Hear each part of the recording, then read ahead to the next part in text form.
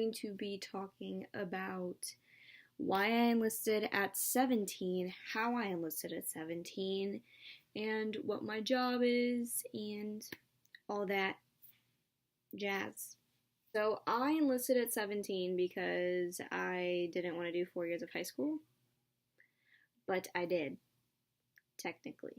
So my junior year, I doubled up on classes, so my 11th grade year, I took 14 classes instead of just 7. So because of that, I was able to graduate as a junior with the senior class. And then there were some people saying, well then, how are you getting the ROTC thing for the Air Force if you didn't do 4 years?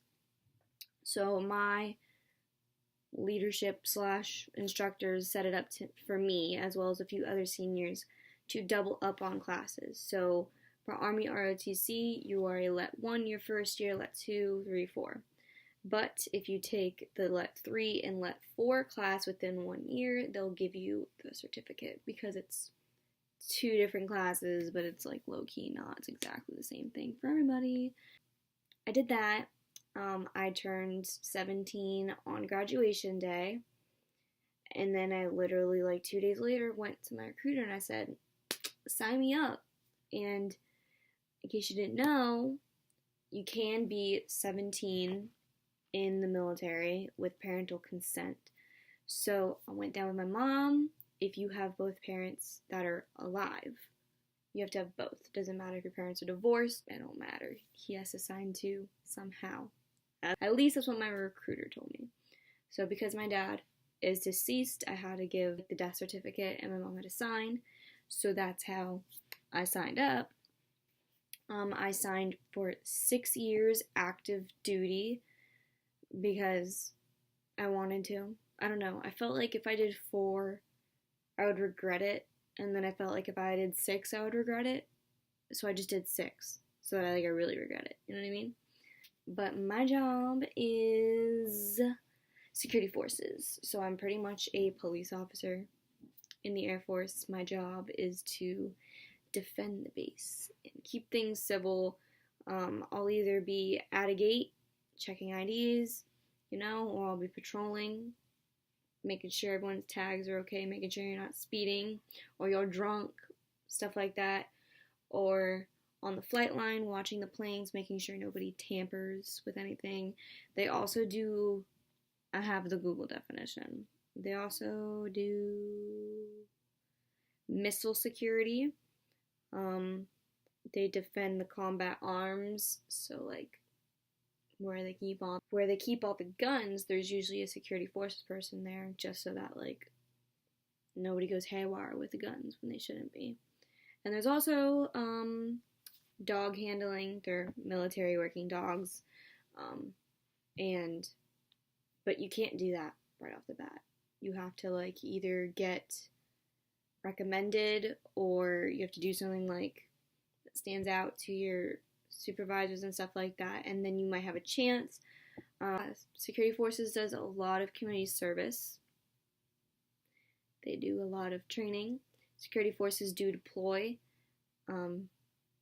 which some people swear they don't, but I know people in Security Forces who are currently deployed. So, you tell me.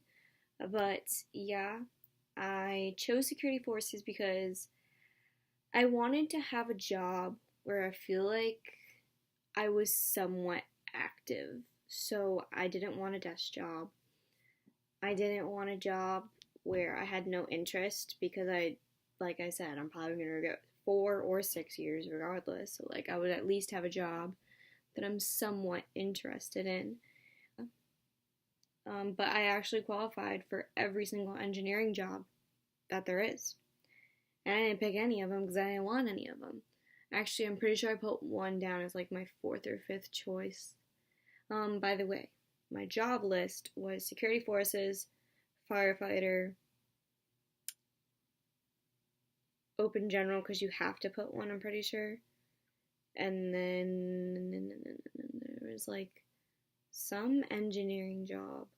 And then there was like some type of flight job where you set up like flight patterns, but like that was boring, so it was one of my last. I only listed, I'm pretty sure, 5. but I knew that regardless, I was going to book security forces because that's the most needed job field in the Air Force. So I picked that. Security Forces Tech School is, as of 2018, 65 days. That does not count the weekends or holidays. So my Security Forces Tech School will be like February 4th and on. I haven't counted it. I don't know. It's gonna be about 4 months. 4 months. So Security Forces Tech School is about 3 to 4 months.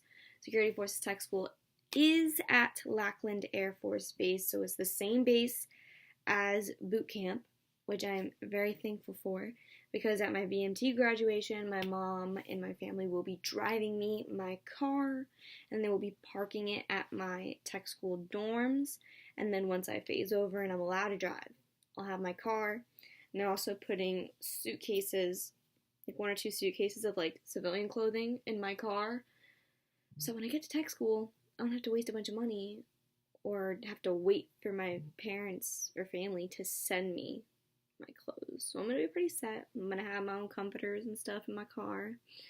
And